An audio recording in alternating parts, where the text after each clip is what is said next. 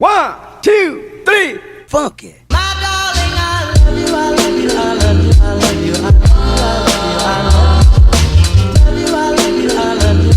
Bienvenue sur Exclusive, le podcast des cyber TDS.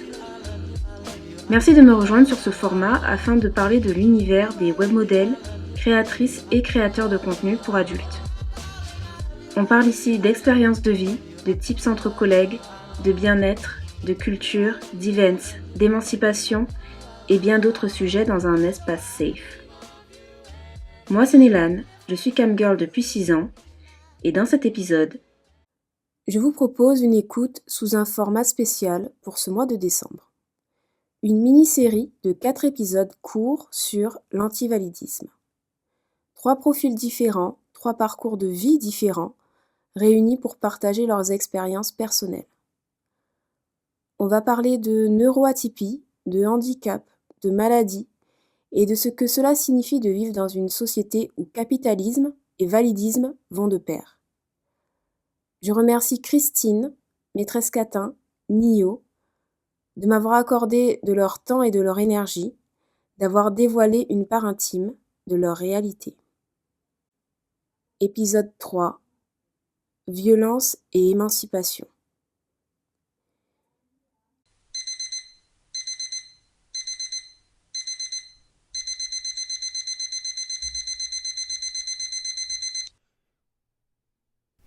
Wake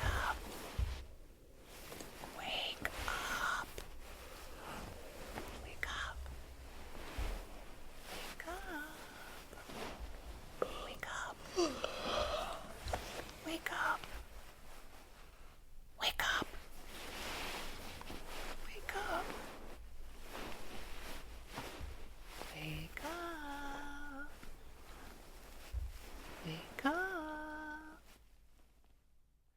Wake up.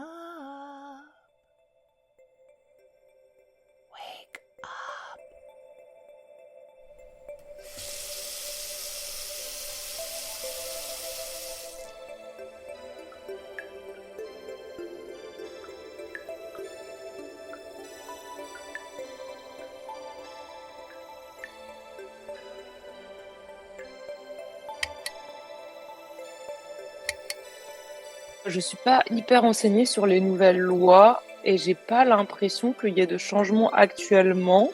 En fait, j'étais pas au courant. Je suis pas toujours très connectée au monde. Parfois, je me renferme un peu pour me protéger.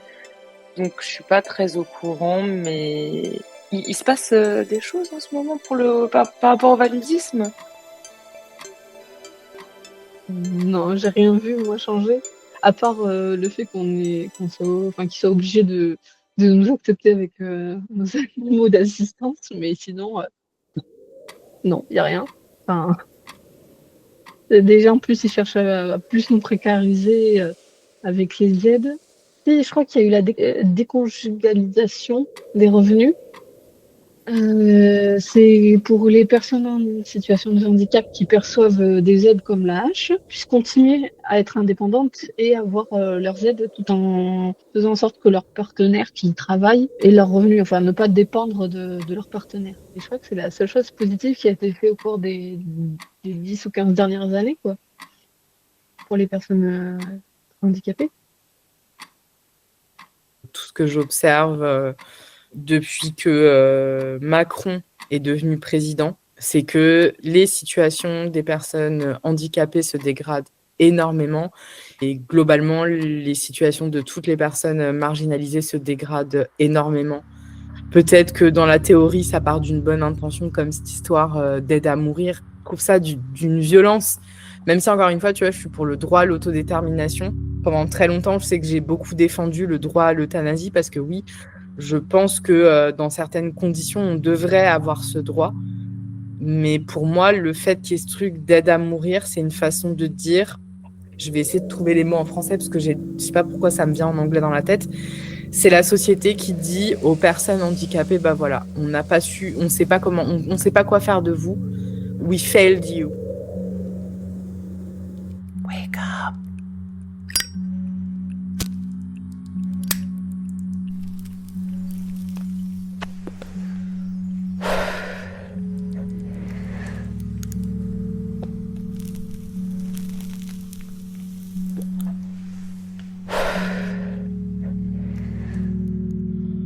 En général, de toute façon, pour moi, les premières violences, elles viennent des institutions. Donc, à l'école, moi, je pense comme toutes les personnes neuroatypiques et ou handicapées, enfin, peu importe comment elles se définissent. Mais à l'école, j'ai vécu du harcèlement scolaire parce que j'étais chelou, j'étais bizarre, j'étais en retrait, j'arrivais pas à m'intégrer, je comprenais pas comment faire. Tu vois, je me cherchais, quoi. Moi, je voulais être dans ma tête, j'étais un mec et ce que je voulais, c'était jouer au foot avec les mecs. Mais les mecs étaient en mode non, toi, tu dégages, t'es une meuf, t'es chelou, t'es pas un mec. J'arrivais pas à m'intégrer auprès des filles non plus qui me disaient non, mais toi, t'es trop chelou, t'es pas comme nous, machin. Donc, ça commence à l'école et puis après, oui, ça se poursuit dans les hôpitaux psychiatriques. Moi, perso, j'ai vécu la camisole chimique et j'ai aussi vécu de la contention physique quand je faisais des crises autistiques. Ils se mettent assis sur toi, ils te chopent, ils te font un plaquage au sol. Je pense un peu comme les CRS, tu vois, avec certains et certaines manifestants et manifestantes. Surtout qu'une personne autiste qui fait une crise, il faut surtout pas la toucher. Éventuellement, moi, je peux bien aimer qu'on me serre un peu fort, tu vois, mais pas quand je suis dans ces états de crise-là, ce qui m'arrive plus à l'heure actuelle. Vraiment, on te plaque au sol, ils se mettent à je sais pas combien sur toi, ils te font une picouse pour te mettre complètement KO. Et puis après, tu es dans une toute petite chambre qui n'est pas du tout capitonnée comme l'image qui en est donnée. Malheureusement, c'est pas aussi de l'amour que ça. Tu es dans une chambre où il y a un matelas par terre, tu as juste ta culotte, tu n'as pas le droit d'avoir tes vêtements parce que tu pourrais te pendre avec, et tu as un seau dans le coin de la pièce pour pouvoir faire tes besoins. Et tu as un infirmier qui va passer 3 fois par jour pour t'apporter des médocs, pour t'apporter à manger. Et si tu as Enfin non, c'est un aide-soignant d'ailleurs. C'est pas les infirmiers qui font ça. Et si tu tombes sur un aide-soignant à peu près sympa, il t'autorisera à fumer une clope. Donc oui. Enfin, pour moi, c'est dans toutes les institutions, c'est-à-dire que les forces de l'ordre, on va pas en parler parce qu'on sait très bien qu'il y a des violences de ouf aussi, et qu'elles sont les premières à stigmatiser et à marginaliser les personnes handicapées. Tu vois, je pense qu'une personne handicapée qui va porter plainte, elle se fait défoncer 1000 fois plus qu'une personne qui n'est pas handicapée, mais comme une femme racisée qui va porter plainte, j'en sais rien, pour une situation de violence sexiste et sexuelle, elle va prendre 10 fois plus cher qu'une femme blanche, tu vois. Et pour moi, c'est dans toutes les institutions. Enfin, moi, je l'ai vu et je l'ai pas forcément vécu dans toutes les institutions, mais j'ai vu comment fonctionnait. Du coup, j'ai bossé dans l'éducation nationale et au ministère de la Justice. Et oui, c'est très violent, c'est très rigide. Tout est homogénéisé, tout est hyper homogène et il n'y a aucune place qui est laissée pour la différence, quelle soit d'ailleurs. Il y a un cadre, tu rentres dedans, c'est parfait, mais en vérité, personne ne rentre jamais vraiment dedans. Tu rentres pas dedans, tu dégages ou tu te fais violenter, quoi.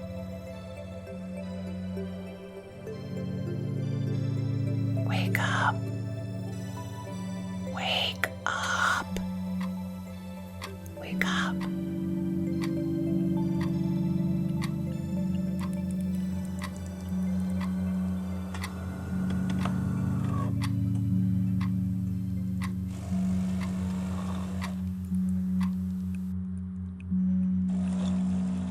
Dans le cadre médical, j'en ai eu aussi, de la maltraitance médicale en tout cas. J'ai passé des moments, heureusement que j'étais gavée de cachetons ou que j'étais sous morphine, parce que je pense que je me serais bagarrée en fait avec certaines personnes. Que j'ai un fort caractère. Je pense clairement que je me serais bagarrée avec certains médecins qui m'ont fait passer certains examens et qui m'ont fait mal volontairement ou qui ont été une ordure avec moi. Et par contre, super gentils avec les étudiants. Je me suis fait aussi examiner en CHU. Mais vraiment une ordure pour des examens comme une MG. Donc on plante des aiguilles auxquelles on envoie de l'électricité pour voir si les nerfs réagissent.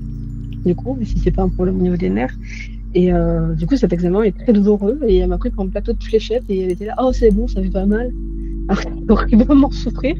Et j'étais sous morphine à ce moment-là quand même, faut savoir. Donc sachant que j'encaisse la douleur, c'était très compliqué quoi. Donc et du coup, en fait, en sortant, les étudiants qui m'avaient emmené jusqu'à la salle d'examen étaient tellement désolés. Ils se sont excusés à sa place et tout. Enfin, ils étaient choqués de son comportement, en fait. En tout cas, moi, je parle de maltraitance médicale dans ce cas-là. C'est vrai que ça a été... Waouh, Ça a été très violent et c'est devenu un peu un traumatisme quand même. Sachant que, en fait, moi j'ai le visage qui marque très vite, donc quand je vais pas bien, ça se voit. Je peux pas l'inventer, je peux pas mentir sur ça. Et quand je vais pas bien, mon visage, enfin, j'ai qui s'affaisse, enfin, genre ça se voit vraiment, je des cernes qui augmentent et tout. Ça, sur ce point, grâce à ça, c'est pour ça que j'ai été beaucoup plus écoutée et crue que beaucoup d'autres personnes que je connais en fait. Parce que des fois, quand on a l'habitude d'avoir mal, bah, le corps le montre pas forcément chez tout le monde. Mais ouais, du coup, cette expérience a été horrible. Et c'est que depuis quelques années que je me dis j'aurais pu me retourner contre elle ou faire des procédures, hein. Donc bon, mais bon.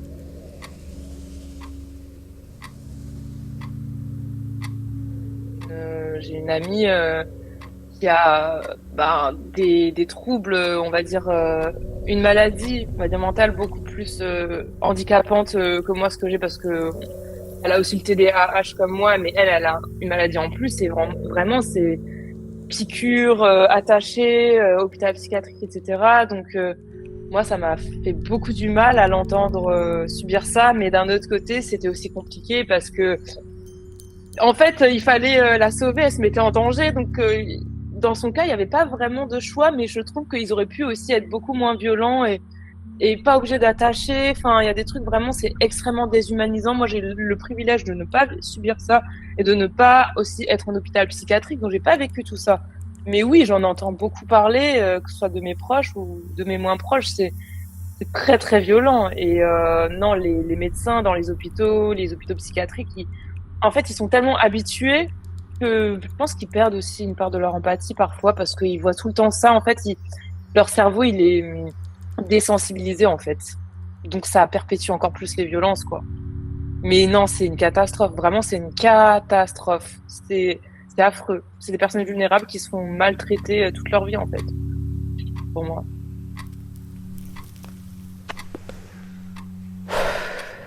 En fait, je pense qu'on on sait pas comment. Enfin,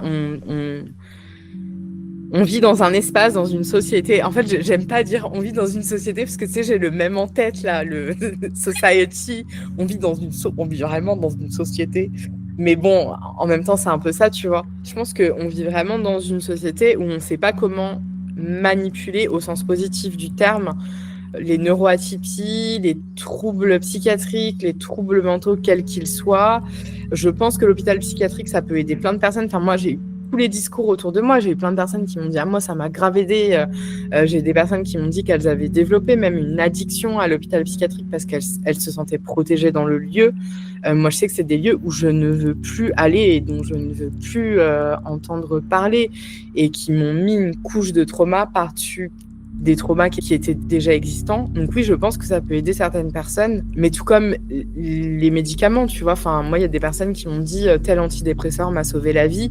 Moi, je suis ni pour ni contre les médicaments, tu vois.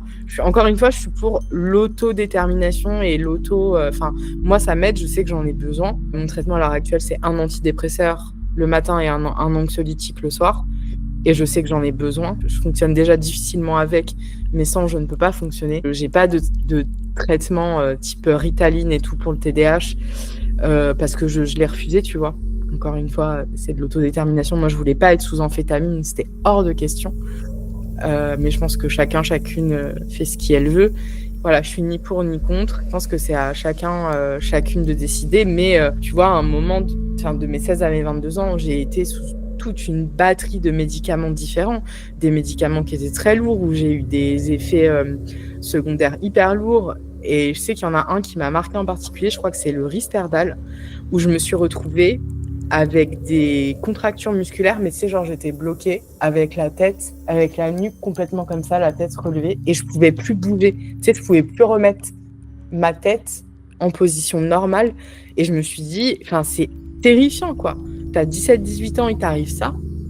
Moi, j'étais terrifiée. Je me suis dit, ça y est, je suis en train de mourir. Je suis en train de développer un trouble mental extrêmement grave et je vais perdre la tête. Enfin, c'est terrifiant. Et ce qui est d'autant plus terrifiant, c'est qu'on t'explique pas, tu vois.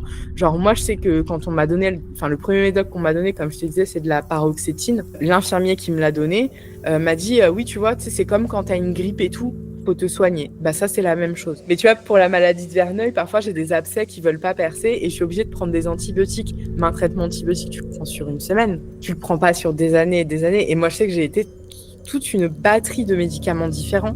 Alors, je suis d'accord aussi avec le discours qui dit que l'équilibre chimique des médicaments est très difficile à trouver, mais quand même, tu vois, genre, moi, à un moment, j'avais 5 médocs par jour. Genre, j'avais un antipsychotique, un antidépresseur, un somnifère, un anxiolytique, et je sais pas quoi. Et en plus, c'était genre, j'avais les correcteurs, je crois que ça s'appelle, je sais plus comment on appelle ça, justement pour pas avoir les contractures musculaires et pas rester bloqué. Et c'est terrifiant quand t'es aussi jeune que toi-même, en fait, tu comprends pas ce qui t'arrive. Parce que moi, je comprenais pas ce qui m'arrivait, pourquoi j'étais pas bien comme ça, tu vois. Et en fait, c'est vrai que quand j'ai eu les bons diags, même si au début j'étais dans le déni, en fait, au bout d'un moment, je me suis dit, ah ouais, ok. Je me suis dit, ok, je comprends pourquoi ça et ça. Je comprends pourquoi. Parce que moi aussi, tu sais, genre, j'avais trop intégré ce truc que j'ai toutes les capacités pour réussir, mais je m'en donnais pas les moyens. Et même encore aujourd'hui, je sais que j'ai passé plus de temps dans ma vie à masquer et à avoir des pensées validistes envers moi-même. Et du coup, j'ai encore énormément de pensées validistes envers moi-même que j'essaye de déconstruire et où mon objectif, c'est de me foutre la paix, quoi.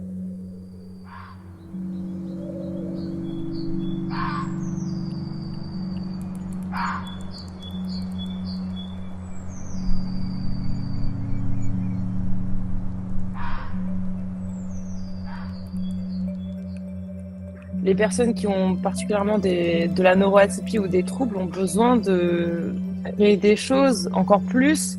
Je trouve que les gens qui n'en ont pas je sais pas, je trouve que les personnes neuroatypiques, comme je t'ai dit, je les trouve plus créatives et en général, les artistes, beaucoup d'entre eux sont neuroatypiques et c'est pas pour rien, c'est pour canaliser, je pense, des émotions qui sont peut-être trop intenses ou pour moi, l'art, c'est de la thérapie et du coup, quand toi, tu as besoin d'une thérapie qui est connectée à ton identité, pour moi, il n'y a que les différentes formes d'art qui peuvent te combler quelque part. Et malheureusement, on vit dans une société qui est un peu anti-artistique, je trouve. Donc déjà, les personnes normales de base, je trouve qu'elles devraient faire de l'art. Et alors, les personnes neuroatypiques et moi, avec mon trouble, je dois faire de l'art parce que sinon, au bout d'un moment, j'ai l'impression de mourir de l'intérieur. Et c'est pour ça que je pense qu'il y a des personnes, il y a un lien entre la dépression et le fait d'arrêter totalement de créer, tu vois.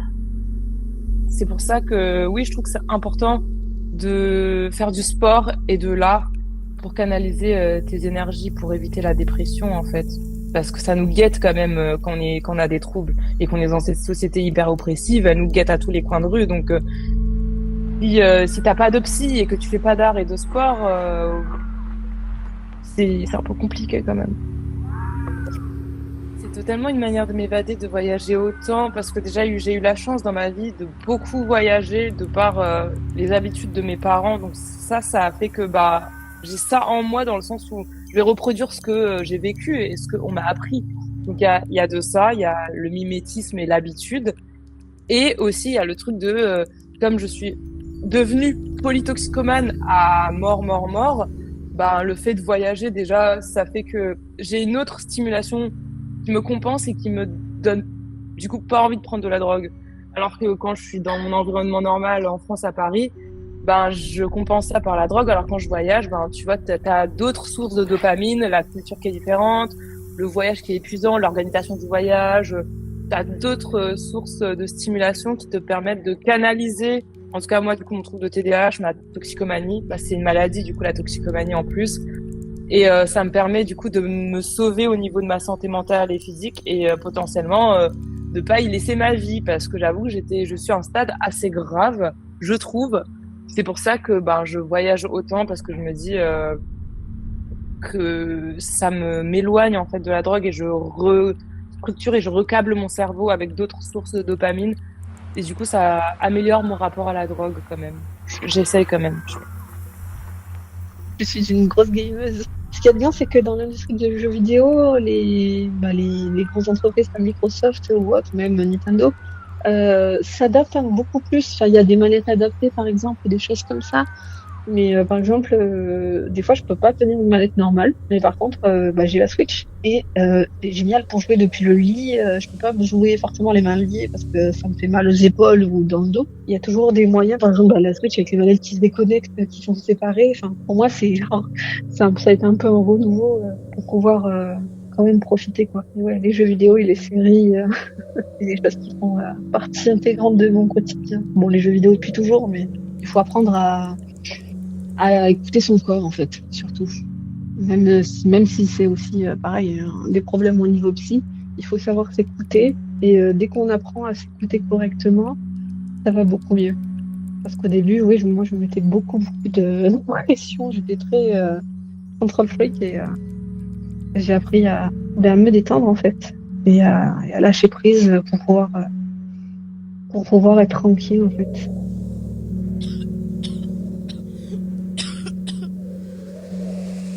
Me permettre de m'évader, c'est un grand mot. Mais en fait, je sais que j'utilise beaucoup l'art pour détourner les crises d'angoisse, pour pas avoir à prendre d'anxio, parce que sinon, je pense que je boufferais des anxios peut-être 20 fois par jour avec l'anxiété. Tu sais, c'est un mécanisme de détournement, de créer des trucs. Effectivement, je fais plein de trucs et je suis obligée de me retenir moi-même par le callback, parce que si je m'écoute, je fais un nouveau truc créatif toutes les semaines, quoi. Tu vois. Ce qui m'empêche pas de tester plein de trucs. Après, le lâcher prise, moi, c'est un truc qui est extrêmement complexe et compliqué pour moi.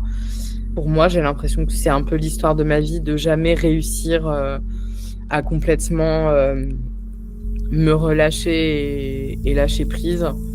Je fais plus d'ostéo à l'heure actuelle parce que j'ai plus les moyens de payer pour, vu que c'est pas remboursé.